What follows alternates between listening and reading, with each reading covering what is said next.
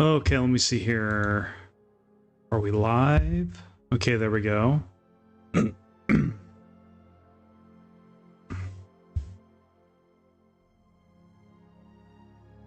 Okay, there we are. Now I couldn't get welcome to the live stream. Volairen here, and as you can see, we are streaming from my beautiful place. Very peaceful here. It's been a long time since I have been alone. Like truly, like there's nobody living with me. So it's been an interesting couple of days. I'm still settling in a little bit here, but I already got to work almost immediately. Like, I don't know, the urge was just there. And in between yesterday and today, I went to work and was just like, okay, I'm coming out with a Stellaris video. I'm going to do whatever it takes. And so that's what I did. I wanted to do ship design for a long time because it needed to be updated. It needed to be updated because there were a lot of... Now, to be fair, the content itself was useful at the time I released it. But as I kept playing and the patches kept changing, my game started to get more and more difficult. And I'm like, why is that? I started losing more and more battles, and I was like, okay, what's going on here? So I looked into it, and with lots of trial and error, I stumbled across carriers and autocannons. The two things that in the past I had watched many videos saying that those weren't the way to go. That, autocannons sucked, and that, and that carriers were no good. And for a while, it seemed that way. But on a whim, one day I was like, you know what? I'll try autocannons. Screw it. Let's see what they do. And two things happened. One, I stopped losing so much. Not completely, because sometimes some battles are unwinnable, but if I had similar fleet power or higher, I would almost always win. So that was the first change. And the second change, my fleet power, when I installed autocannons, jumped up significantly when I upgraded from my previous weapon. So, like, more than usual. Like, it was noticeable. Like, I'm like, whoa, I have that much fleet power already? It was like year 60, and I had two 10K fleets, full of autocannons. So, like, and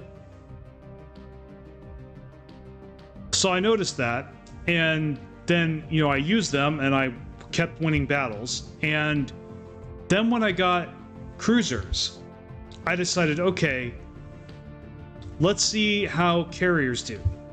And unfortunately, I don't have the footage to back this up. I wish I had caught it. I would have put it in a short or something.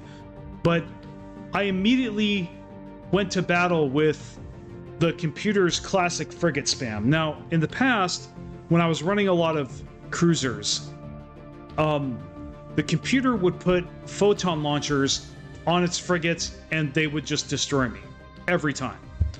Whether I had battleships or cruisers, really, like, the only way I was able to overcome that before carriers was have lots of corvettes and destroyers, which subsequently would keep getting killed.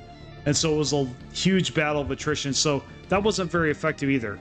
But when I started using carriers, I watched one of the battles, and I noticed that the fighters swooped right in.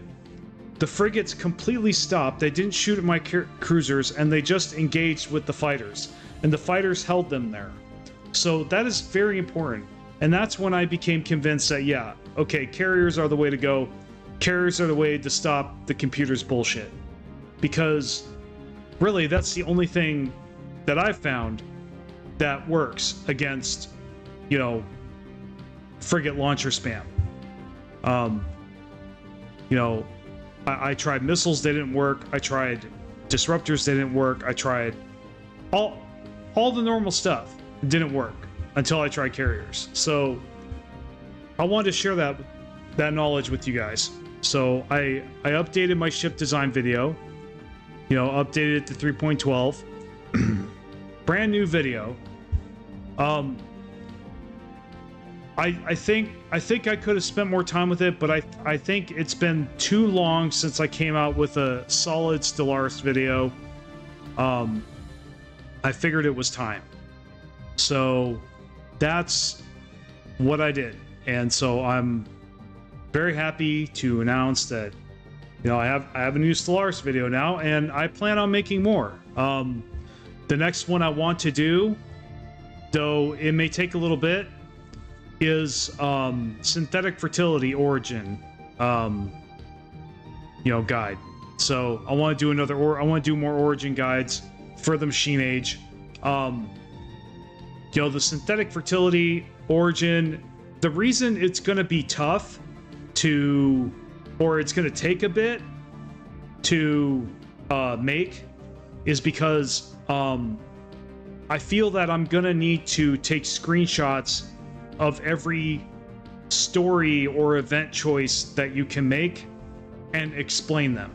So that requires me to do another playthrough with synthetic fertility and really pay attention to the different events that pop up, screenshot them, you know, do my research, that kind of thing, make sure I know what I'm talking about, and, you know, and then experience it. So until I basically, I can't really make the video the way I want to until I have basically gone through all of the events in the chain that, you know, that results from picking synthetic fertility, which is really good.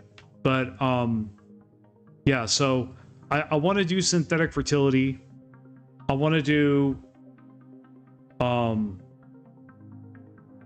what should we call it?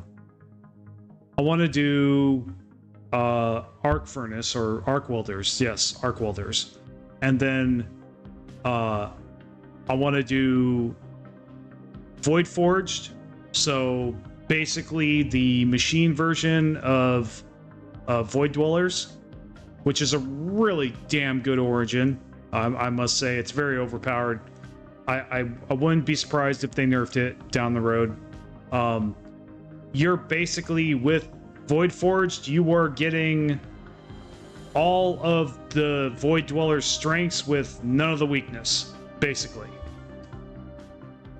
You know, keep in mind, you know, with having to be machine, that's the only, you know, caveat, is that you have to pick machine. So, like, but that's easy. So, like, yeah.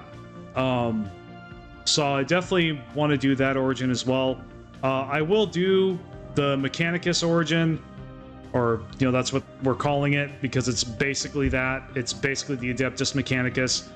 I just didn't really feel as interested in that origin as I did in the other origins I played from the Machine Age. I also do, because I already have the PowerPoint, I already have the script for my review of Machine Age, so I want to put that out now that I have an editor. Yeah, I have an editor now. I switched from Adobe Premiere Pro to CapCut, which is free, but it's so good, I actually am considering getting the paid version and upgrading to Pro, the $8 a month, which isn't that bad for me. So now there was a couple things. So with CapCut, the new video editor I'm using is better than Adobe Premiere Pro on so many levels. Now, professionally, if I were to make professional videos, I might not do as well with CapCut as I would with Premiere Pro. But let me tell you, Premiere Pro's been around for a long time. It is old. Its features are old. They're hard to use. I felt so little control whenever I used Adobe Premiere Pro. I was like, I don't even know what half the stuff does, but with CapCut, I was able to plug right in. I recognized right away what the stuff did, you know, had a good idea of it, was like, you know, okay, so yeah, like I was able to plug right in, and I made that video today with using CapCut. So if you notice that my style was a little different, a little weird, that's why. It will get better, but I believe CapCut is the way for me to go moving forward. The other big, huge minus of Adobe Premiere Pro, you know, it costs, well, it used to cost $30 a month subscription. That is ridiculous. Absolutely ridiculous. Just to edit some videos. I mean, that's what I was paying. I don't even want to think about how much I paid them. Like when I could have just done this program the whole time. But then again, this is a fairly new program. The other cool thing, there's some other cool things that CapCut does that I've never heard of Premiere Pro doing. And that is basically taking all the filler words and ums and buts out of your audio, which is absolutely awesome. I'm definitely going to take advantage of that. I'm just running into a complication right now where, so I live in the Philippines now, and one of the problems that's come up is that whenever I want to purchase something online, it shows up in pesos now instead of USD. So I'm going to have to figure out how to, I mean, even with NordVPN having me in the United States, it still comes up, you know, Philippines pesos. So I'm gonna have to figure out how to fix that, make it so that it shows up in USD. I'll figure it out, I'm sure. But yeah. So overall, great day today. Felt so good. I went out for my walk. I go out every day out into the world, and I touch grass. It's so to speak. I don't really touch grass, but I touch concrete. I go outside. I walk around my city. It is beautiful around here. So many great shops. So many people. Just getting used to being around people again. Something I couldn't do where I lived in Las Vegas. So, yeah. But I got this place, and when it was all said and done, you know, I still have some money left. But yeah. So just thinking about what I'm going to do from here. I had a good workout yesterday, and I had an okay workout today. My gym is really cool. However, the chest exercises left a little bit to be desired. I was hoping that their machines would be a little better than they were, but they're kind of weird. The chest machines in my gym down at the bottom floor are like, they're on these cables, and there's like these handles on these cables. They're not like your standard looking cables. Like it's like you're pushing a bow and arrow or something, like a bowstring or something. But you're pushing it forward instead of drawing it back. It's weird. So, but I tried to use it. I guess I used it half successfully. I don't know how successful I was at it, but so yeah, just living my life now in the Philippines. I did extend my visa, so before the 15th of September, I've got to go back to immigration and talk to them. But like, there's actually some uproar in the Philippine vlogger community about immigration kind of cracking down a little bit, or being a little bit more strict, grilling you more with questions and whatnot, and being more selective, and possibly denying your visa if you don't say the right thing, or they call it, quote, being suspicious. And a video by I watched a video by another YouTuber with a quote unquote expert that was a Filipino citizen that was explaining why those changes are happening and what you can do to basically not trigger them, trigger the immigration officer into denying you. Basically what I got from it was, and so this is going to be my tactic the next time, because they did ask me some questions and put me on the spot a little bit, but I just went along with it, and they approved me. But I think when the next time they grill me a little, I'm just going to tell them what I'm here for. If they want to know what I'm here for, I'm going to tell them the truth. I'm going to say, I'm a YouTuber, but I don't yet qualify for the digital nomad visa. I am trying to qualify for that, but and so in the meantime, I'm living here. I have a residence, show them my address, and also heard it was good to have a copy of your lease papers. So I will definitely bring that to immigration next time I see them.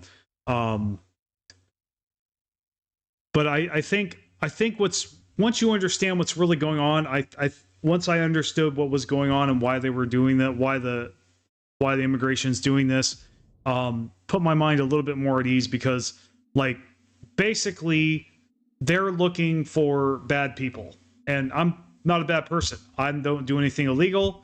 I didn't come here under false pretenses or any kind of nefarious motives. Not at all. I came down here because I was sick of the West, and I was sick of the way I was living, and I wanted a change in my life. So, and I wanted to work on my YouTube channel in peace without a financial noose being tightened on me every single month. So that's, and I wanted more freedom. So that's why I came to the Philippines, and I don't think there's anything wrong with that. So yeah, I can honestly say that my motives for coming here are pure. I'm not even as interested in the dating scene as other expats may be. This channel comes first for me, what I'm doing right now, and I want to keep I want to keep doing that. And so yeah, but yeah, basically that's what I'm doing here. I'm a YouTuber trying to get the digital nomad visa, and that's what I'm working towards. And I'm not, and I'm 41, so I don't yet qualify for the retirement visa. That's the other thing. Immigration just basically wants to make sure that you're not, doing the tourist visa when you could do a different visa. So, for example, if you find a wife down here, and you marry her, you probably, they're going to want you to get they probably will in the future want you to get ask you, why don't you have the marriage visa or whatever that's called? I don't know the exact name of it. Feel free to leave a comment, but basically the visa for being married down here, and they'd rather you be on that and do the work for that than keep recycling tourist visa. So they want they want to get rid of the bad act. They want to screen out the bad actors, but they also, and they want to be, they want to do more of a, they want to be more of a check, and and make sure that people are on the right visas. So that's the impression I got, which makes sense to me, from a bureaucratic standpoint. Of course, everybody loves bureaucracy, sarcasm, but it is a necessary evil, unfortunately. And I don't blame, I don't blame them for doing that. So yeah, they want to screen a little more. They want to make sure that people that are coming to the Philippines are coming here for legit reasons, and I feel I'm here for legit reasons. Like, you know, I want to live here.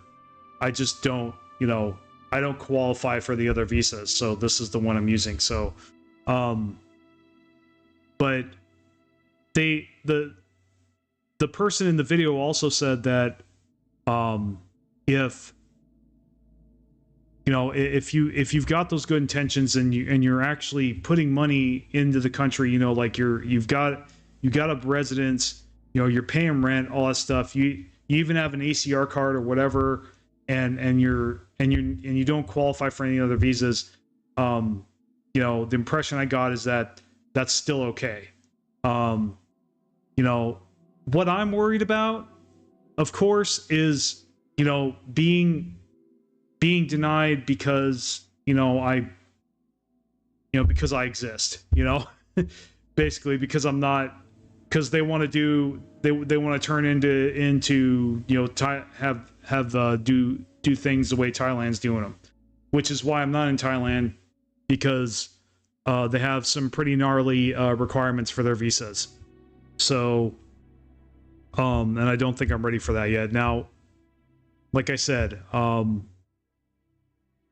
you know, I just really, there's a message I want to send here.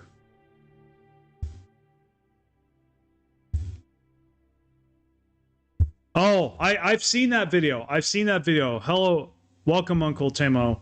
I've seen that video. That was a crazy one. You know, and that's like, yeah. So I'm not going to give my opinion on marriage on this channel, but like that's, you know, that definitely is something to consider if you want to get married here. So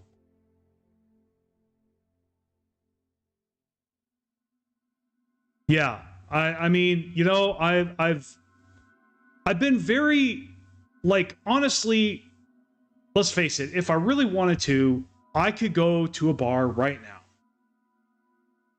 and go look for something.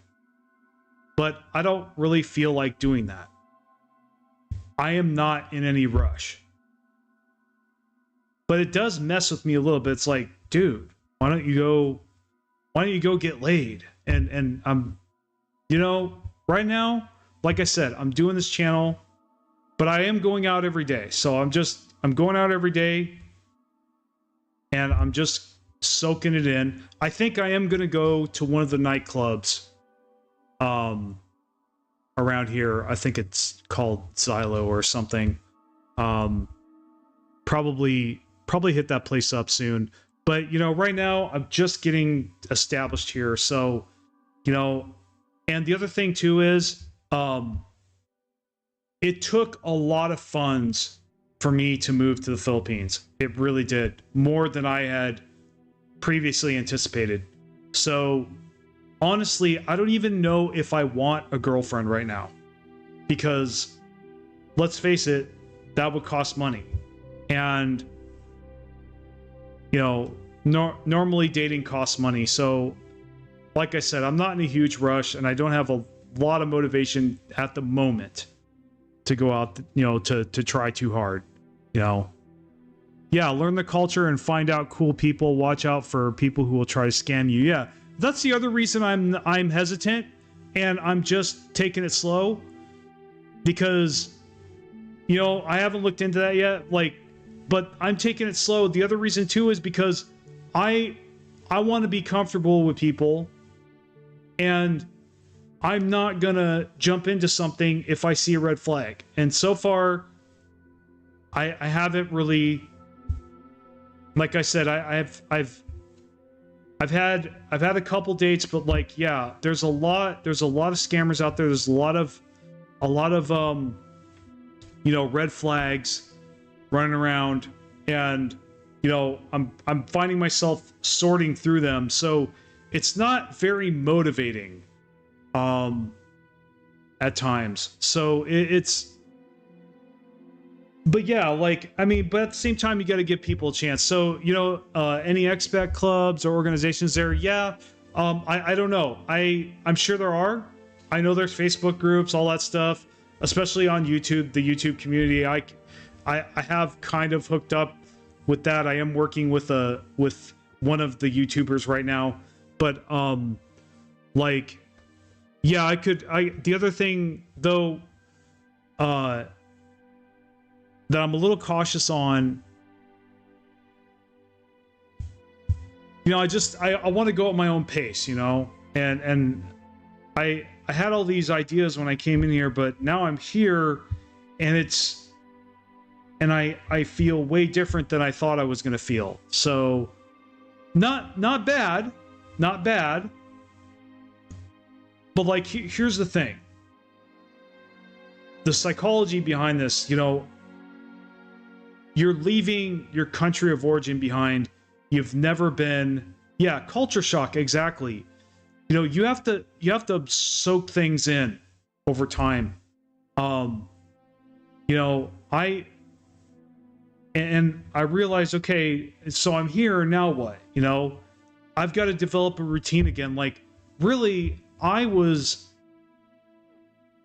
in a bad place, you know, in Las Vegas. And so now I feel like I'm starting over, you know. I don't have a lot of possessions, you know, those are gone. That was hard to deal with.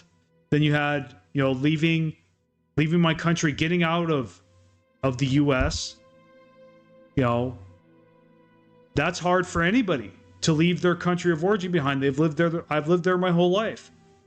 I don't know anything else. So, you know, and then it's just been go, go, go for the past month or so, you know. And now I'm finally able to sit back and get to work and settle into routine. So, you know, it's very interesting. But yeah, so it's been a transition, and like I said, there's no rush. I've got all the time in the world, as long as immigration allows me to stay here. That's the caveat. Okay, hopefully I can keep extending and, you know, keep living here, you know, for a while at least.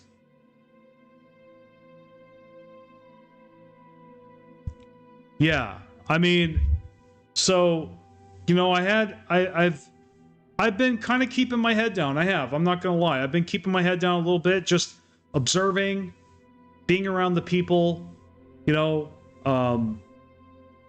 and just and working on myself, becoming, you know, being my best self.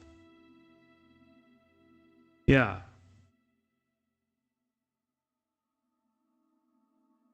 Yeah, exactly. I mean, and so I guess right now I don't know how I feel about being in a relationship right now or getting too involved. So, you know, I'm just going to play that stuff by ear. I had this plan in my head, but when I got here, it quickly unraveled and was like, okay, I've got to think about this differently.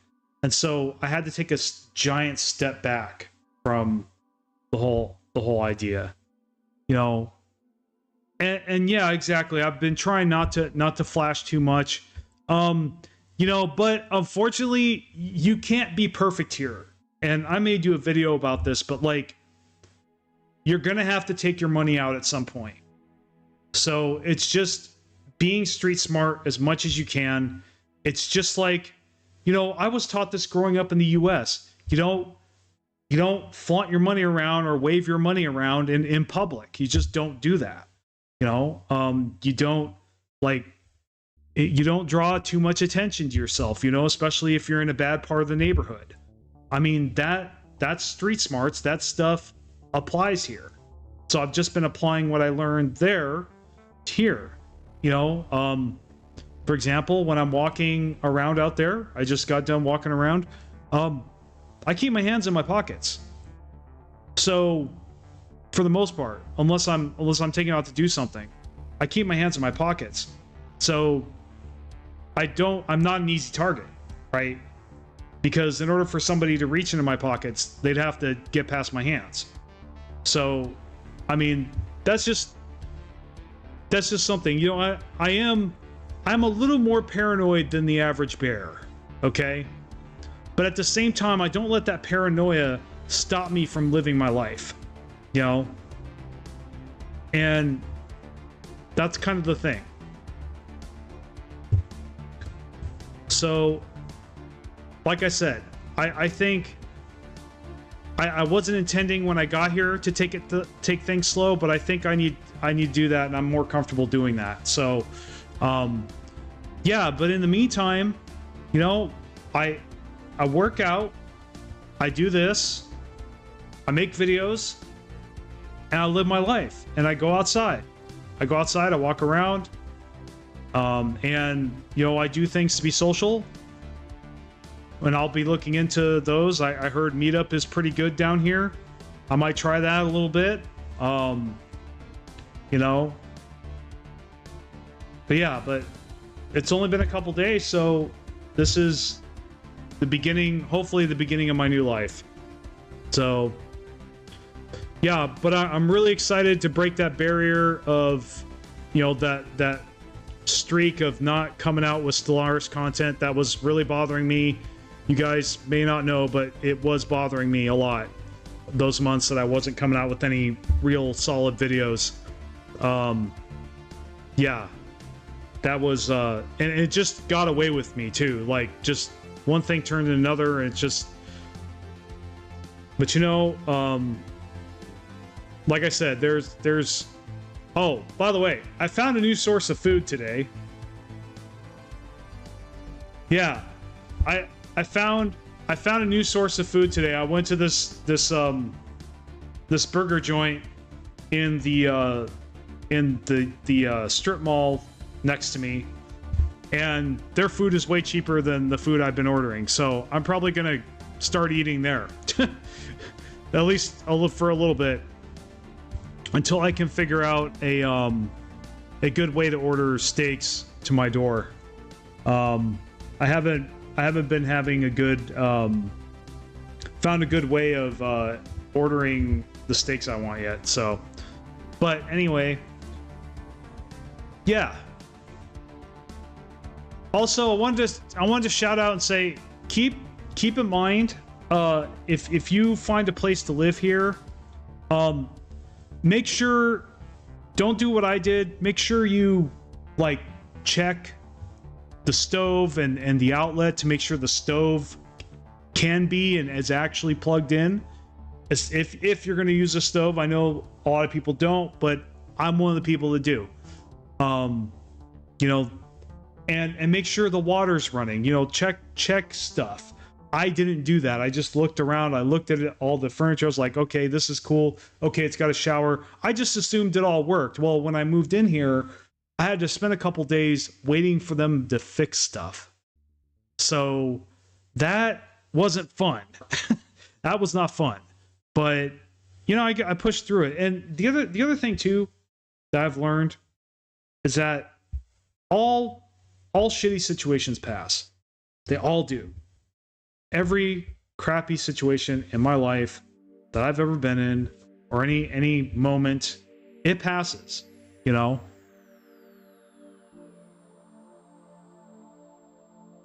Yeah, well, the thing is, they didn't really scam me. It's just they hadn't considered that the last guy here didn't use the stove and that nobody did before me. So, you know, but they came in the next day. It took them a couple days, but they came in, they installed a new outlet, plugged the stove in. It works great now.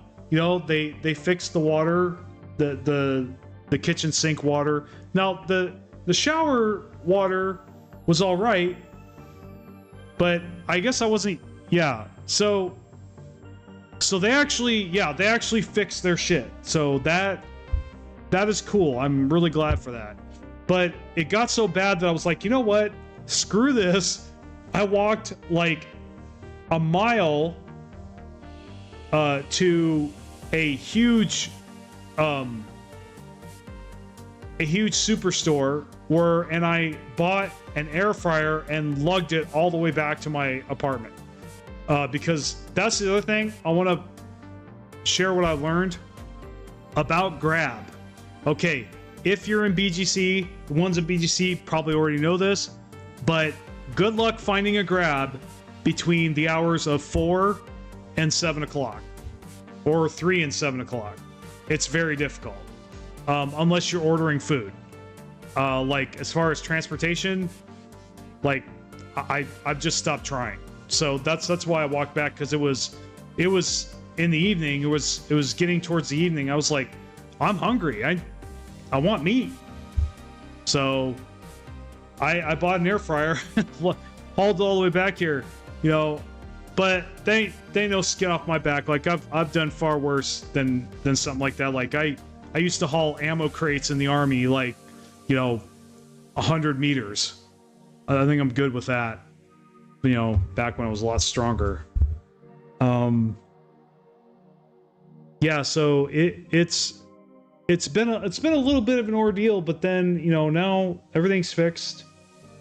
And I came out with the video, and I'm just very excited. And I hope you guys like it. I really do. I know I didn't put the most effort into the video, but I did edit it, and I did, you know, I did put a lot of hours into it. All right, well, have a good rest. 5 a.m. You're just getting up, man. Well, anyway, Uncle Timo, take care, man. All right, thanks. I'm glad you liked them. You have a good one. So, I'm not even playing Stellaris right now. I played Stellaris all night. Yeah, I've been there.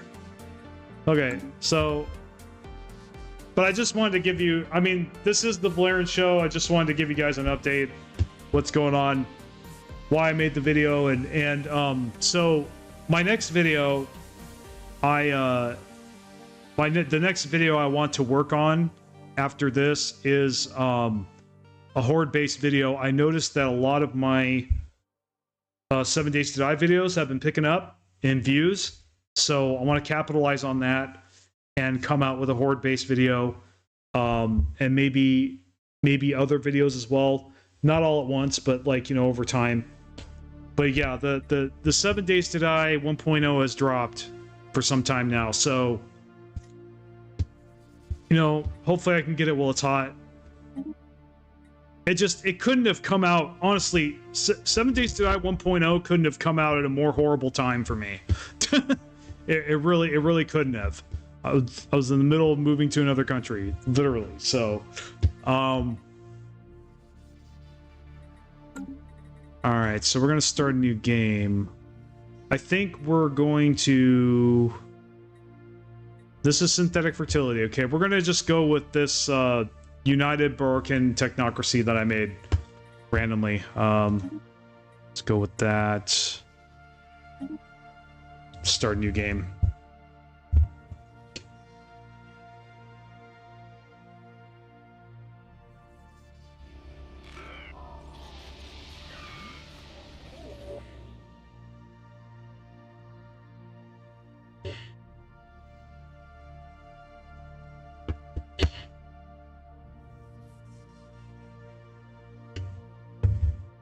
All right.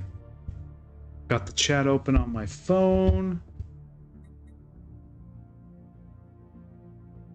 All right, so we're going to take a screenshot of this.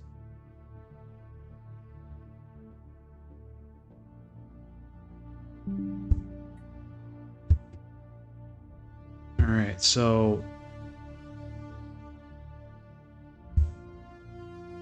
early forays into artificial consciousness were revolutionary, giving rise to a fully digital community and blurring lines between physical and virtual worlds. Success was so great that we grew complacent, believing we were countless generations to innovate and explore. We were wrong.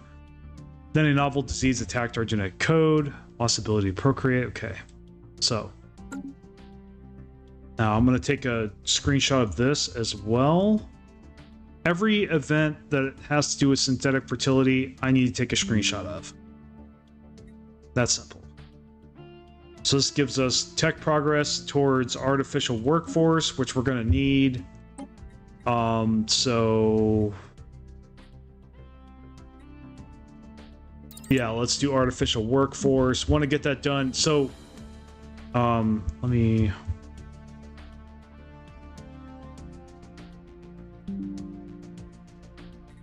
go ahead and screenshot that.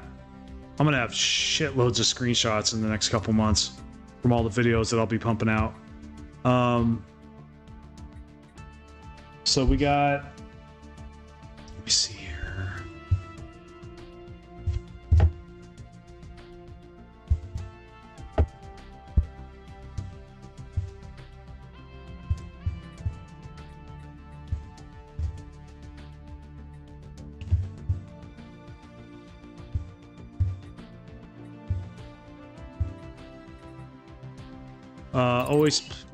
Always take fleet command limit. Let's see.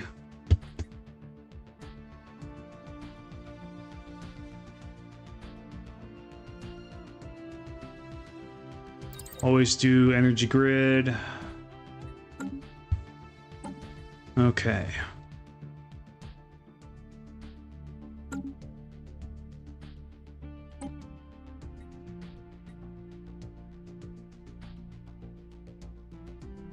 Now we can use all our energy credits to, let me take a screenshot of this.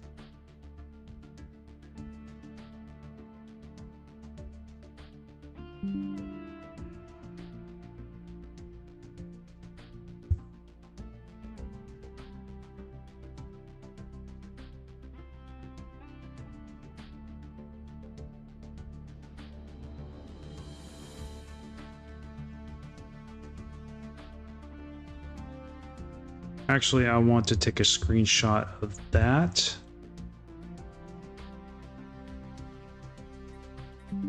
All right. Take a screenshot of the research focus button. So, here we go. Cool.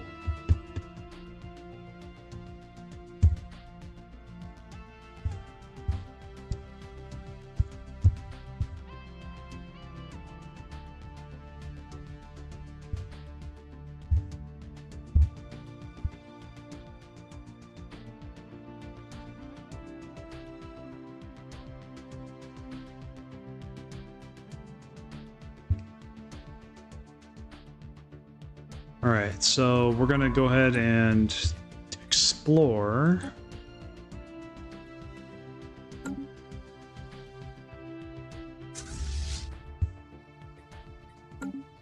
We can't really colonize any planets right now, I don't think. Well, we can, but we need robots to do it. So we need to get robots ASAP.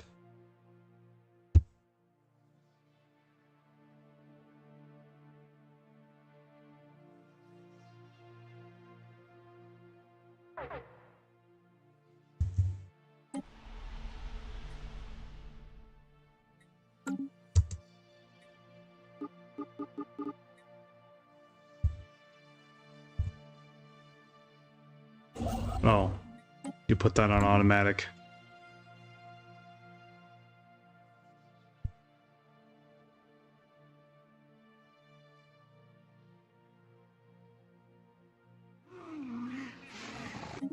Yeah, like, so, been a good week, and after it was all said and done, I looked at my bank accounts, and they're doing okay. They're doing okay.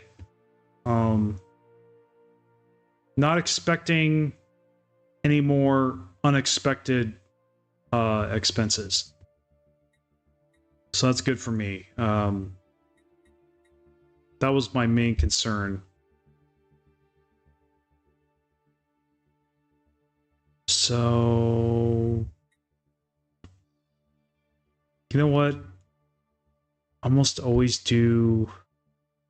I want to say almost always do aggressive, so I can take over pre-FTL civilizations. Unless I'm not allowed to. What's my government? Let's see. Doesn't say I can't invade. Okay. We'll just do that. Construction completed.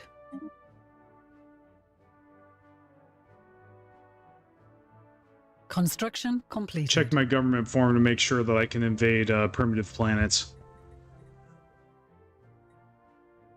Just give me the Unity. Never do that habitable world shit anyway. Construction completed.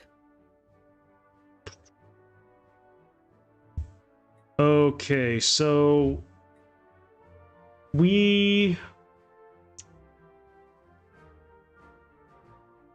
what would be the best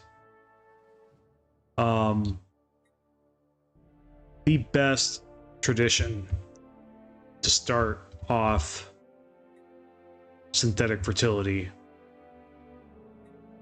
We're not a hostile empire, so supremacy. I'm thinking prosperity, honestly. I mean,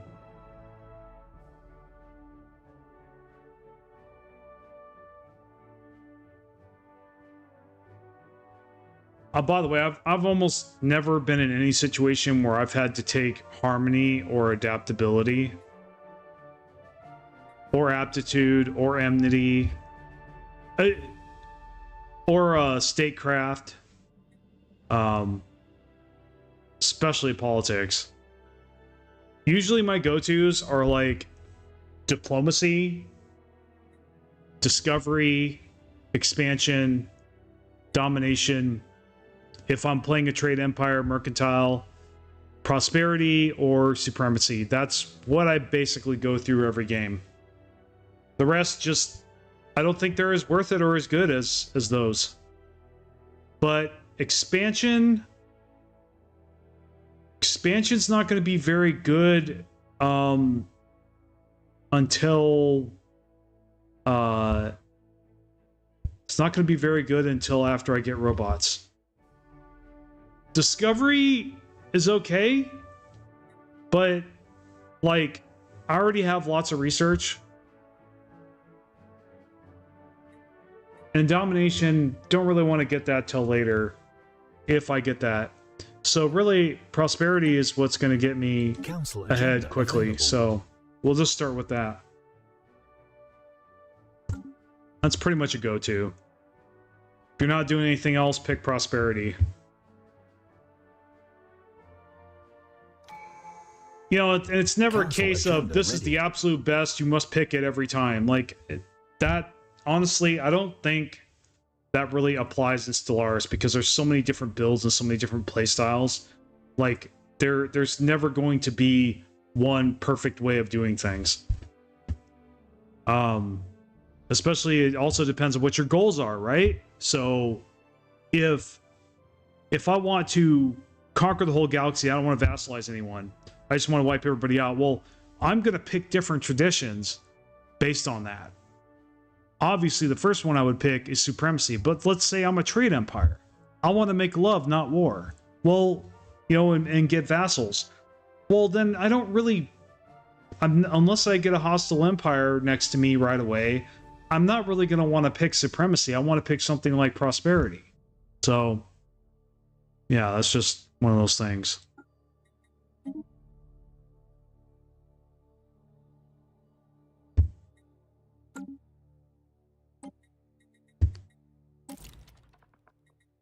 Infinite opportunities, absolutely worthless. So, synthetic evolution. I think I just want to keep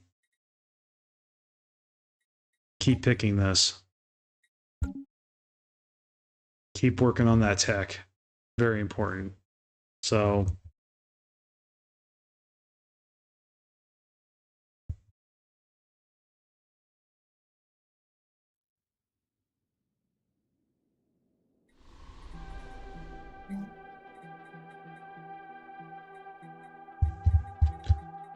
the first objective when you're playing synthetic fertility is to get a mechanical assembly plant or, you know, robot assembly plant on your planet as fast as possible. That is like the #1 thing. So you can start making robot workers. That's like absolutely critical. and go through the event chains and research all the required tech as fast as possible. The faster you do that, the better off you're going to be, especially if you pick correctly.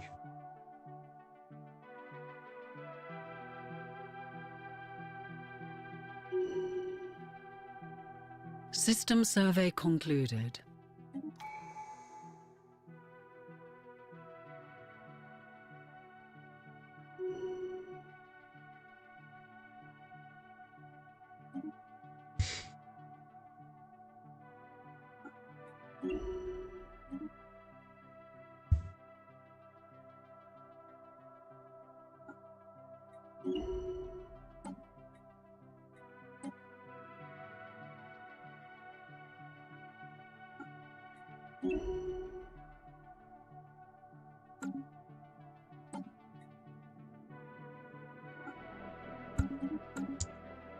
Wonder why I have two officials. Situation log has been updated. One that I'm not using.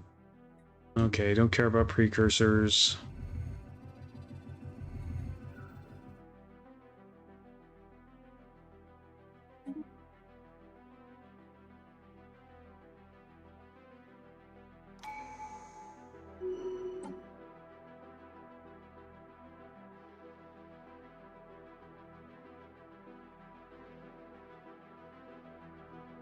See, resources from jobs, upkeep from jobs. I think go like that. Now, I have some minerals. I could get something. Let's see. I think. So where are we at in technology? Okay, 21 months. We definitely could get some alloy foundries going. Well, actually, no. We need to make another mining operation.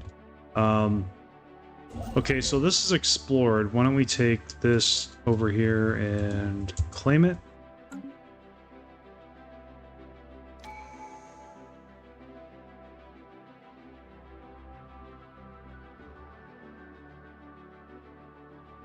Construction completed.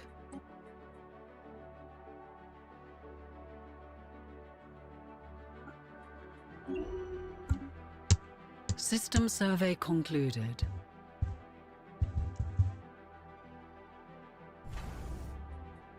Let's go ahead and build another construction ship. Probably could build another science ship as well. So I gotta be careful, I gotta watch my Unity. Okay, so we'll pick Unity there.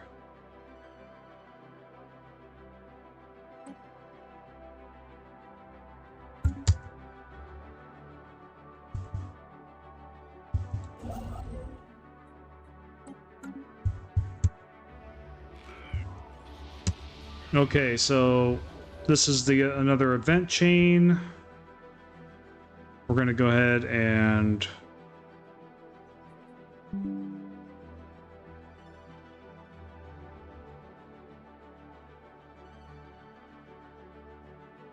no, god damn it. Okay, hold on. Try to take another screenshot.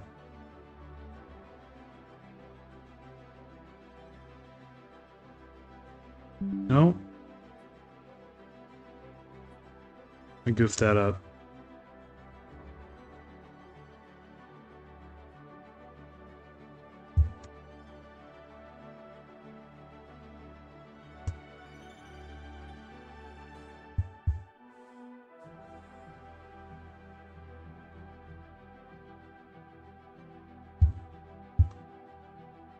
All right. So, artificial specialist plus 20%. So we need to get specialists next, and that will allow us to colonize for sure.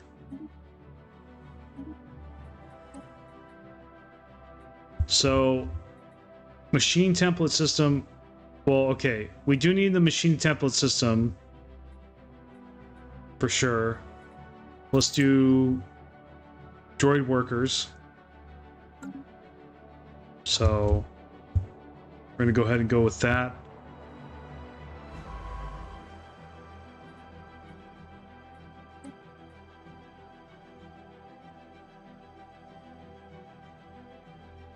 So we have 2 scientists, but we only have 1.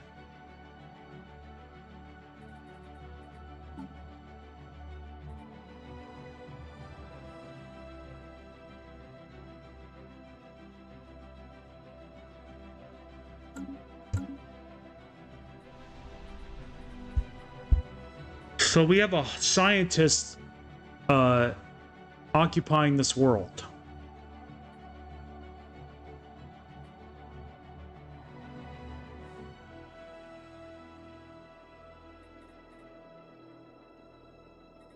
We'll just leave him where he is. I'm not going to mess with what it was by default. But we do need to have somebody here.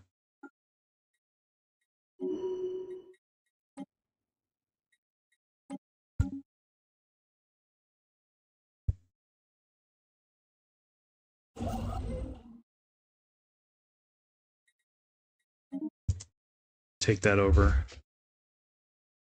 Oh. Construction completed.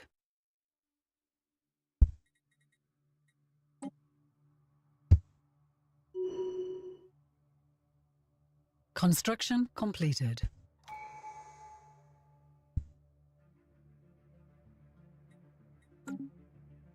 System survey concluded. I think I'm going to be on this thing for a while. We'll see. We'll see what happens.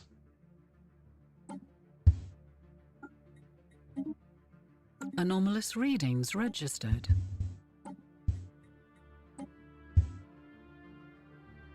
System survey concluded. Construction Man, completed. all these choices are kind of crap. Terraform can't be discovered. Don't care about that. The key to the universe. Okay, so we got energy grid, which is cool. Man, it's a tough choice. Field modulation or specialized combat computers. I don't want to pass up combat